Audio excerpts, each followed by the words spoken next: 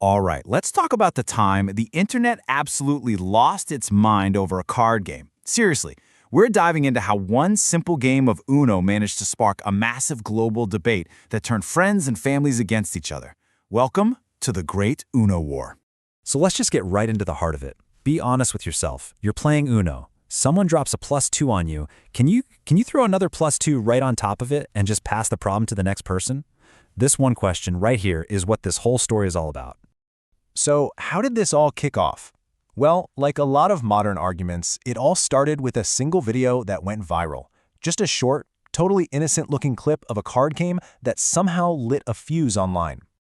The video itself couldn't be simpler. You've got a group of friends playing Uno, and then one person makes the move. You know, the one that, depending on how you grew up playing, is either a brilliant game-winning strategy or completely illegal. And it turns out, millions and millions of people had a very strong opinion about it. As soon as that video started making the rounds, the internet just split right down the middle. Two passionate, fired-up camps emerged, drawing battle lines not over some big, serious issue, but over the fundamental rules of Uno. In this slide, this perfectly captures the two sides of the war.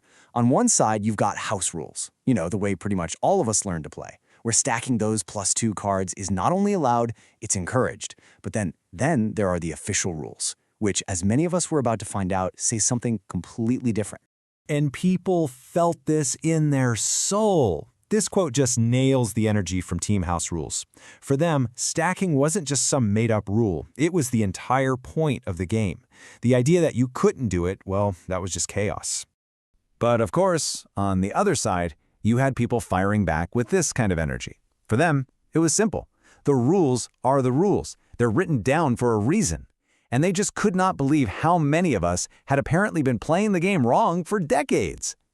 The debate got so huge, so loud, that it reached the absolute highest authority on the matter. The actual company that makes Uno.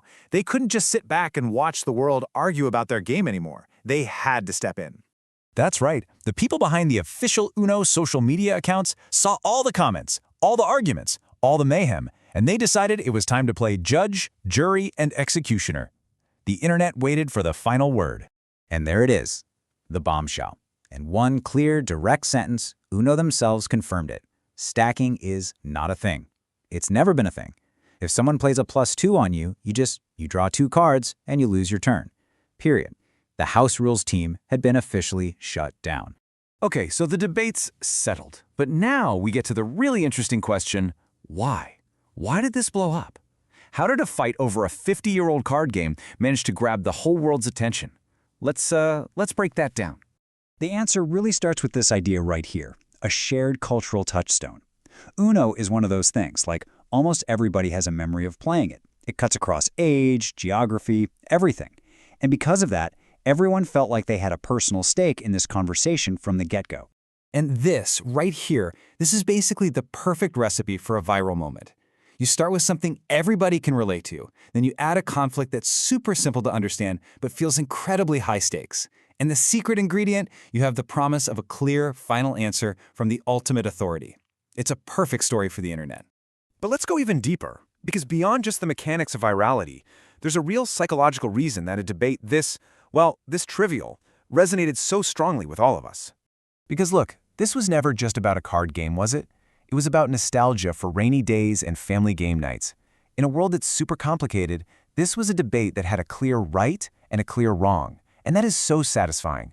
For a little while, we were all part of this global community, arguing about something that was just fun. And I think that's really the biggest lesson here. Yeah, we learned an official Uno rule, sure. But what we were really reminded of is that sometimes the silliest, most random arguments are the things that actually bring us together and show us how much common ground we really have. So I'll leave you with this to think about. What's another one of those unwritten rules we all live by? Like how to handle the money in Monopoly or the ethics of reclining your seat on an airplane. What's the next great debate we all need to have? Thanks for joining this explainer.